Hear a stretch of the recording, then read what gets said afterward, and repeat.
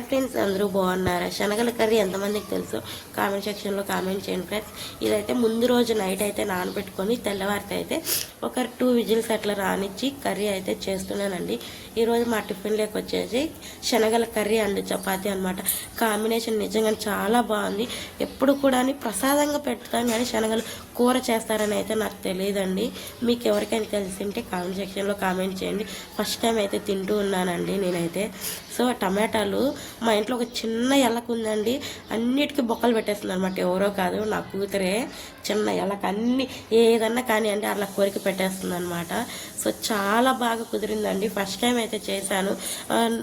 తనైతే కనుక ఏమంటున్నాడంటే ఆఫీస్కి కూడా ఇదే తీసుకుపో అంటే, నువ్వు అన్నీ భలే డిఫరెంట్గా భలే చేస్తావే అంటాడండి.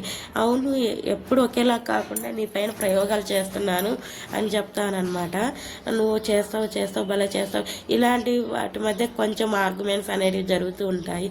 ఎప్పుడు ఒకేలాగానే కాకుండా ఇలా డిఫరెంట్గా చేస్తే పిల్లలు కూడా ఇష్టంగా తింటారు కదా. సో అందుకోసం అని చెప్పేసి చాలా బాగా కుదిరింది. నిజంగానే ఇదే అన్నమాట ప్రాసెస్ అయితే. మీరు ఇది వరకు తిని ఉన్నా కూడా, ఎవరికైనా తెలిసి ఉన్నా కూడా, తెలియకపోయినా కూడా, తెలియని వాళ్ళు ఎంతమంది ఉన్నారు కామెంట్స్లో అయితే కామెంట్ చేశాను ఫ్రెండ్స్. చాలా బాగా కుదిరింది.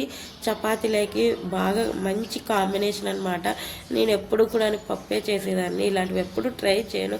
ఈ మధ్య అన్నీ కూడా యూట్యూబ్లో చూసి అన్నీ కూడా ఇలా నాకు నచ్చిన వేలో, సింపుల్గా వేలో నేనైతే చూస్ చేసుకొని అయితే చేస్తూ ఉంటాను. ఇప్పుడు అన్నీ కూడా డిఫరెంట్గా చేస్తూ ఉంటాను అనమాట. సో వీడియో అయితే ఇదనమాట. ఇంతవరకు చూసారు, ఒక చిన్న లైక్ అయితే ఇచ్చి వెళ్ళండి ఫ్రెండ్స్. అయితే చపాతీ కర్రీ అయితే అయిపోయింది. చపాతీ అయితే కాలుస్తూ ఉన్నాను అనమాట. నిజంగానే సూపర్ టేస్ట్గా ఉందనమాట. వీడియో అయితే బాయ్.